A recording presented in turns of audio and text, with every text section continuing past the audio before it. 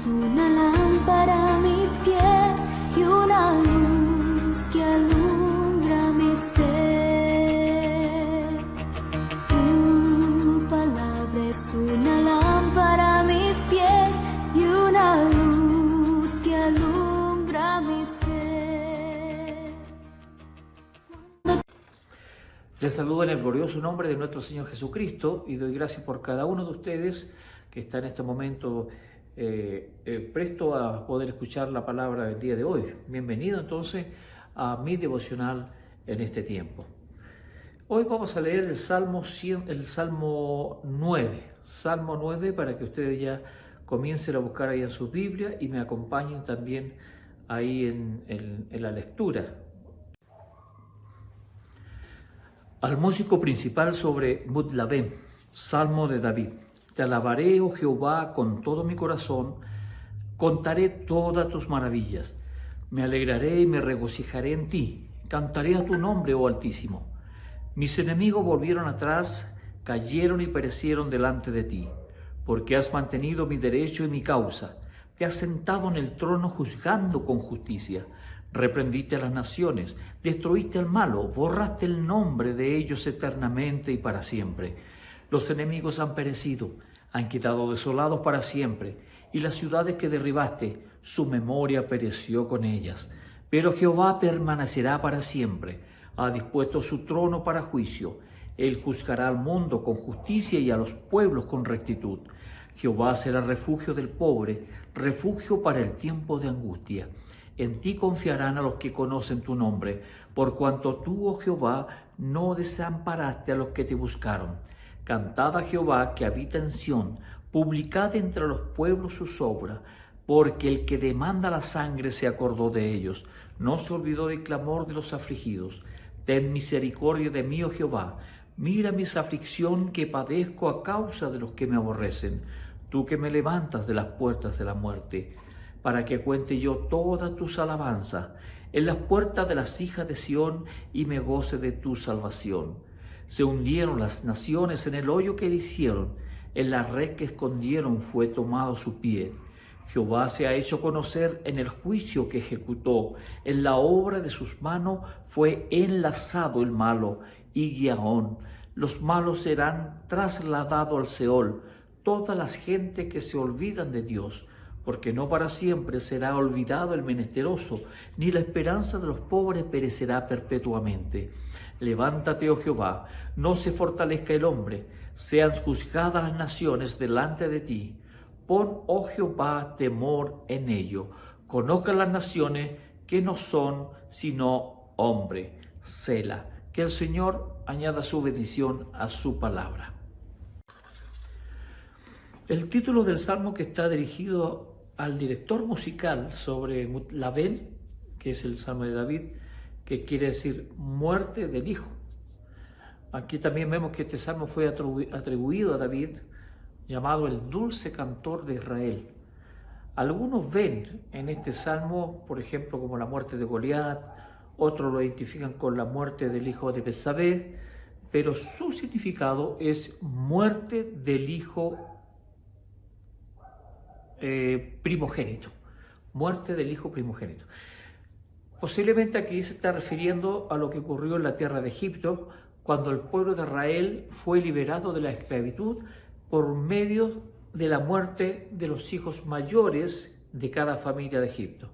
Recordemos que una de las señales, ¿cierto?, que Dios dio al pueblo de Egipto y una de las armas que utilizó Moisés fue que iba a destruir a los primogénitos de todos. Y es allí, recordemos, que manda entonces para que no fueran tocados los primogénitos del pueblo de Israel, fueron pintados los dinteles de las puertas con sangre de cordero, para que el ángel de la muerte, cuando pasara, ¿cierto?, pasara de largo por ese lugar. Creemos que se refiere, digamos, también a estos hijos primogénitos, este salmo. El salmo comienza con una nota de alabanza. Leamos los dos primeros versículos de este Salmo 9. Te alabaré, Señor, con todo mi corazón. Contaré todas tus maravillas. Me alegraré y me regocijaré en ti. Cantaré a tu nombre, Altísimo. Este salmo comienza con una alabanza de la misma forma que lo hace también el Salmo 7. Si ustedes se van hacia atrás, pueden leer el Salmo 7 y se darán cuenta, digamos, que comienza como la misma forma. La alabanza, entonces, aquí es una anticipación a lo que iba a ser la victoria. Quiero recordarle también que cuando David iba a la guerra, él consultaba a Dios, se aseguraba que Dios le iba a entregar a sus enemigos, o si no, no lo hacía.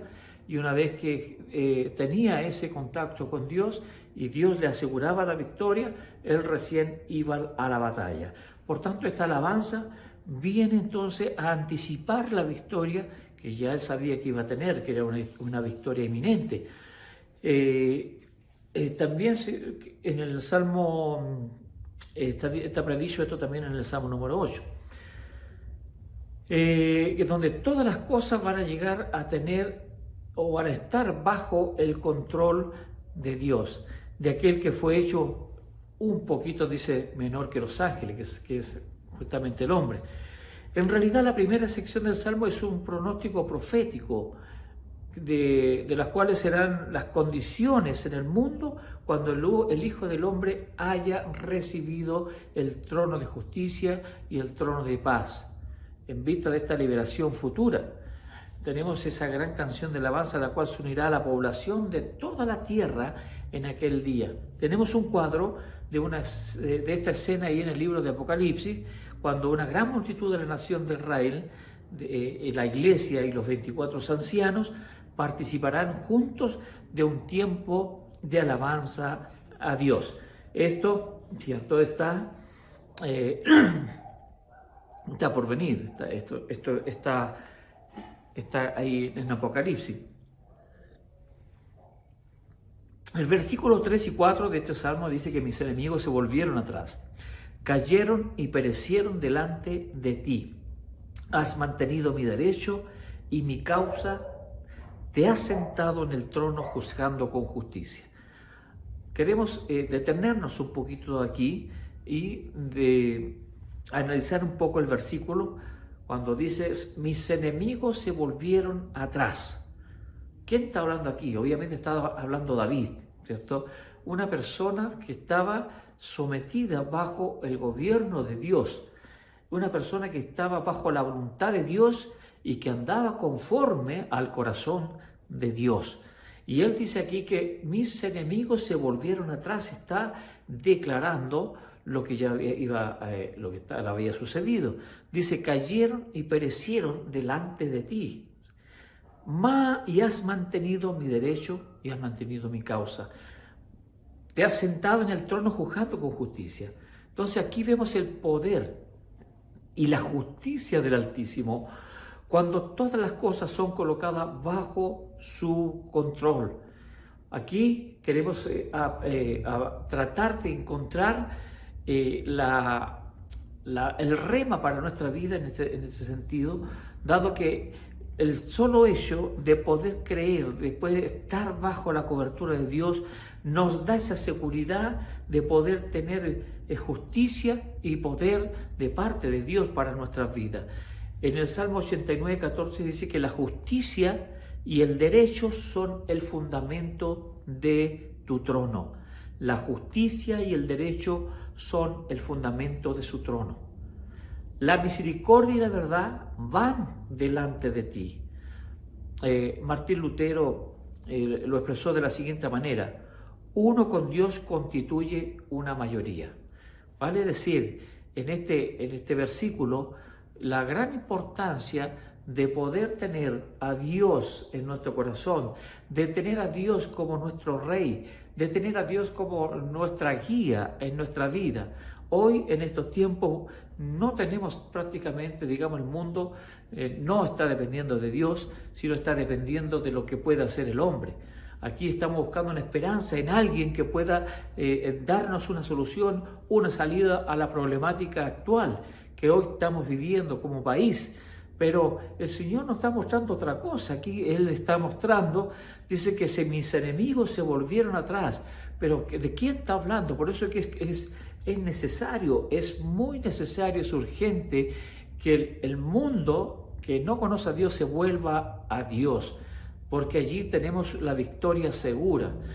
Satanás ha ganado ventaja en nuestro tiempo tomando todo lo que son las comunicaciones, las mismas iglesias, ha ido destruyendo cada uno de estos pilares donde estaba nuestra sociedad. Hoy nadie cree en nada y solo tenemos nuestra fe en Dios nuestro Señor. Y nuestro deber, nuestro trabajo, nuestra misión es que también nosotros podamos llevarle este mensaje a otros que no conocen, a aquellos que han perdido la esperanza, aquellos que han perdido la fe, aquellos que han perdido, ¿cierto?, la forma, digamos, de depender de alguien. Aquí lo que necesitamos nosotros es que usted y yo podamos poner toda nuestra confianza en Dios. Está bien, el mundo ha puesto su confianza o en el dinero, o en algún político, o en alguna otra persona que lo pueda ayudar. Pero usted y yo necesitamos poner toda nuestra confianza en Él. Y aún, con mucha pena lo digo, hay cristianos que han perdido la fe en Dios y se han dejado llevar, ¿cierto?, por el medio que nos rodea.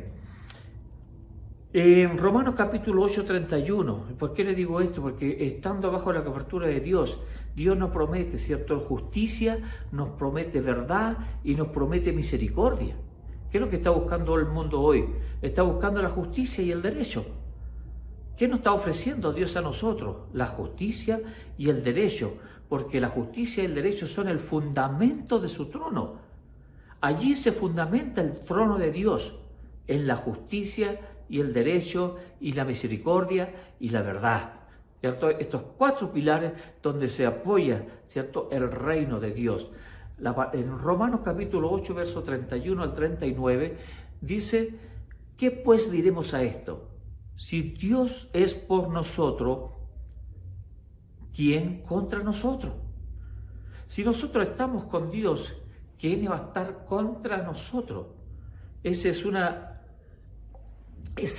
seguridad que el Señor nos da, y nos da paz y nos da tranquilidad, que aunque pasemos por un tremendo tornado, vamos a salir victoriosos al otro lado. Eso, pero tenemos que creerlo, porque esto es una cosa de creer. A veces ya hemos perdido tanto la fe. En el versículo 32 dice que Él no escatimó a su propio Hijo, sino que lo entregó por todos nosotros. ¿Cómo no nos dará también con Él todas las cosas? Así está poniendo, ¿cierto?, el apóstol acá, está diciendo: si nosotros estamos bajo la cobertura de Dios, nadie podrá estar en contra de nosotros, porque Él no escatimó ni a su propio Hijo, sino que Él lo entregó a una misión para que muriera por cada uno de nosotros y darnos esa victoria. Entonces, ¿cómo entonces no nos va a dar todas las cosas? ¿Cierto? Ahora, ¿quién acusará a los escogidos de Dios? Si nosotros estamos bajo la cobertura de Dios, no tenemos que temer, digamos, que nadie pueda acusarnos de algo, porque Dios es el que justifica. Ahora dice también, sigue en adelante el versículo 34 de Romanos 8, ¿quién es el que condenará? Cristo, dice, el que murió, más aún el que también resucitó, donde está la base de nuestro evangelio. Queridos, es importantísimo el versículo donde habla que Él también, ¿cierto?, que Él murió, pero también resucitó. Cristo no quedó en la cruz, sino que resucitó. Y esa es la buena nueva, la buena noticia que nosotros entregamos al mundo, que nosotros predicamos a un Cristo resucitado. Porque si no fuera así, entonces en vano estamos predicando. No tendríamos ninguna esperanza. Porque Cristo, ¿qué es lo que hizo allí en la cruz? Venció la muerte, venció el pecado, venció la ley del pecado, ¿cierto? Esa ley, digamos, que nos gobierna. Pero Cristo la venció allí en la cruz. Él resucitó y está a la diestra de Dios el Padre. Entonces, dice la palabra también ahí en el versículo 35, ¿quién nos separará del amor de Cristo? ¿Tribulación, o angustia, o persecución, o hambre, o desnudez, o peligro, o espada? ¿Quién nos va a separar de Dios? El contexto de este versículo está en plena persecución el pueblo de Israel. Viene emergiendo recién este cristianismo que para todos fue un impacto, pero también causa de persecución, porque vino a cambiar un sistema, ¿cierto? Ahora, ¿quién nos separará del amor de Cristo? Y ahí lo nombra de a poquito, alguna tribulación. ¿Tú estás pasando alguna tribulación? ¿Estás pasando angustia? ¿Estás siendo perseguido a causa de Cristo, por supuesto? Porque todo este contexto está hablando, digamos, del resultado de poder servir a Cristo. Antes de estas cosas, dice, somos más que vencedores por medio de aquel que nos amó. Imagínense lo que está diciendo acá. El contexto está en plena persecución. De ahí nace estos versículos, animándole a estos hermanos a que siguieran, porque el amor de Dios era mucho más que la aflicción, que la persecución, que la tribulación y que la angustia. Era mucho más allá, tenía mucho más valor. Entonces, al servir al Señor, nos sentíamos gozosos porque hemos aprendido a amar a Jesús. Si no tenemos ese amor a Jesús, no tenemos absolutamente nada que hacer. Si no amamos a Jesús, si no amamos la causa de Jesús, no tenemos nada que hacer.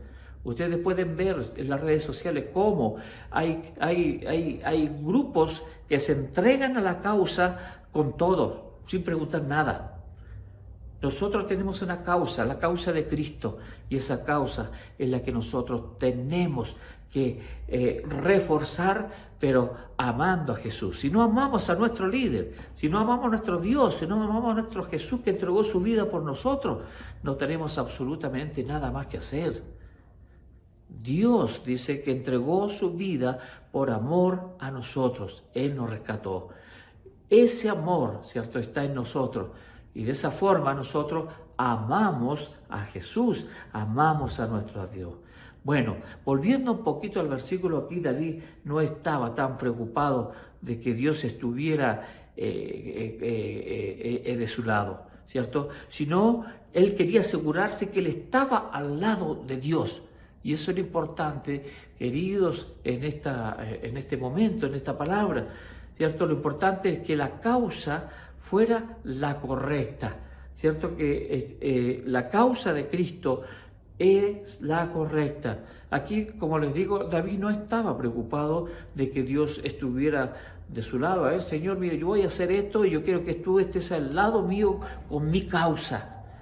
Pero la causa no es mi causa, sino es la causa de Cristo. Y cuando nosotros tomamos la causa de Cristo, Dios está a nuestro lado. Y no hay nada que nos pueda separar de su amor. No hay nada, no hay tribulaciones, no hay angustia, no hay persecución, no hay hambre. Fíjese muy bien lo que está diciendo el apóstol Pablo acá, ¿cierto? No hay nada que nos podrá separar del amor de Dios. Bien, en el versículo 5-6 de este salmo dice: reprendiste a las naciones, destruiste al malo, borraste el nombre de ellos eternamente y para siempre. Los enemigos han perecido, han quedado desolados para siempre, y las ciudades que derribaste, su memoria pereció con ella. Esta es una declaración muy severa, muy dura del juicio que se aproxima. Y a veces nos preguntamos, es que no se predique tal vez sobre el juicio hoy en la actualidad. ¿Allá? Ahora bien, lo vamos a decir de esta manera. Tal vez se ha predicado lo suficientemente de ciertas clases de juicio. Pero debemos notar dos cosas. Una, que hay muy pocos mensajes basados en el tema del infierno. La mayoría de los sermones, la mayoría de las predicaciones que se escuchan en la actualidad son de consuelo al pueblo de Dios, y que no está mal. En realidad hay muchos sermones que están siendo dirigidos hacia aquellos que parecen tener una clase de complejo o están buscando a alguien para poder desahogarse. Sin embargo, debemos considerar una cosa.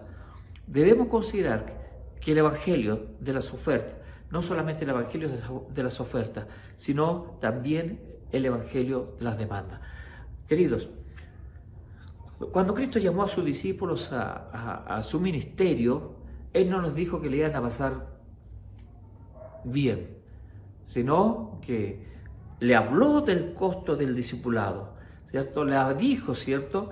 Ahí en Mateo 16, 24 le dice: entonces Jesús dijo a sus discípulos: si alguno quiere venir en pos de mí, niéguese a sí mismo y tome su cruz y sígame.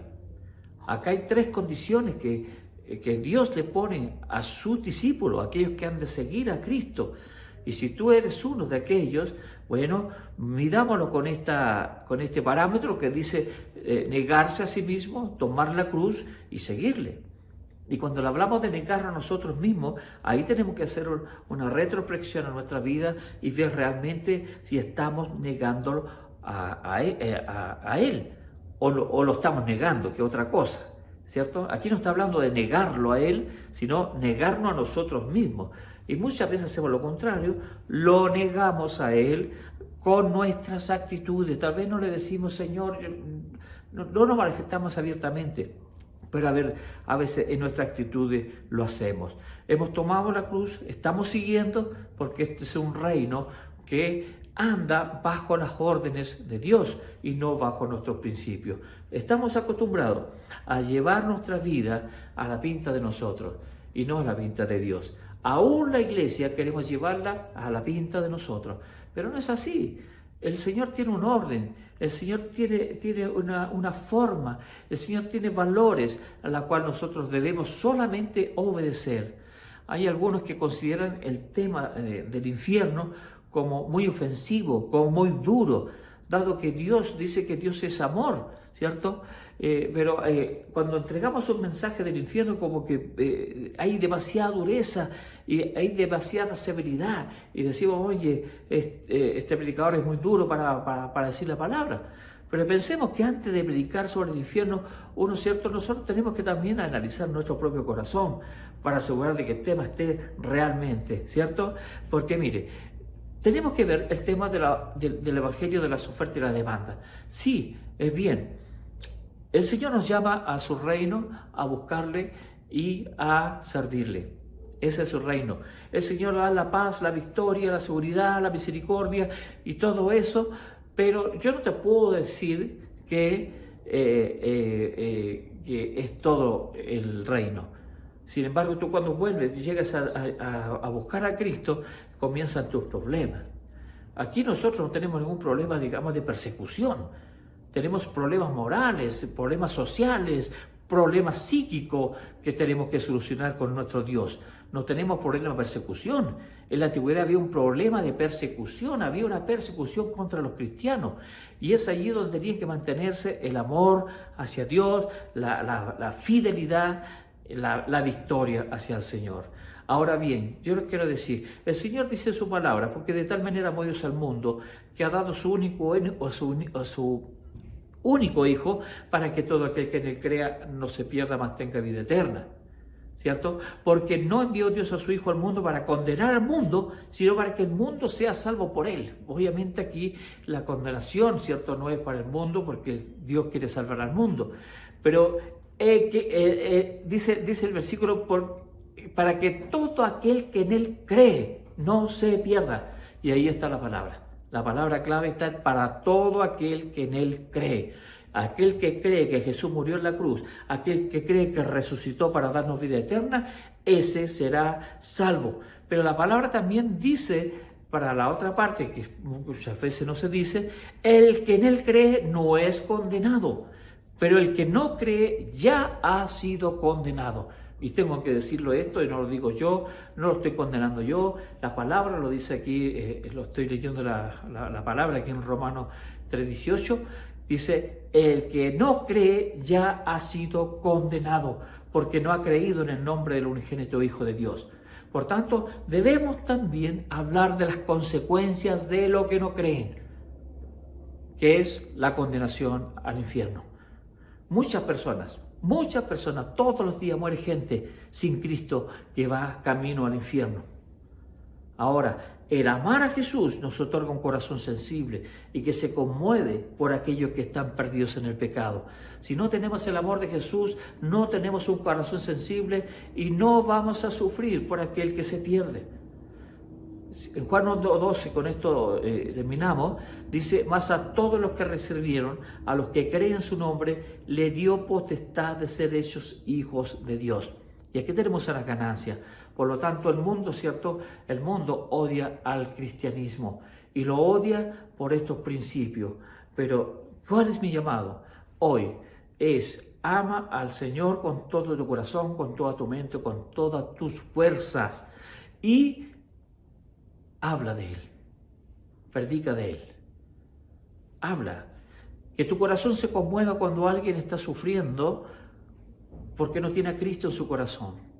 Nuestro trabajo hoy en día es predicar a Cristo crucificado, a Cristo resucitado. Y aquel que cree le constituye hijo de Dios, y aquel que no cree ha sido condenado. Y es por eso que estamos nosotros, para predicar el Evangelio de Jesucristo. Yo les pido, cierto, que ustedes puedan también orar mucho al Señor para que ese Espíritu Santo en nuestras vidas pueda fluir y podamos ser herramientas en las manos de Dios para que otro conozca a Cristo y se entregue su vida a Él. Que el Señor les bendiga y nos vemos en una próxima oportunidad. Tu palabra es una lámpara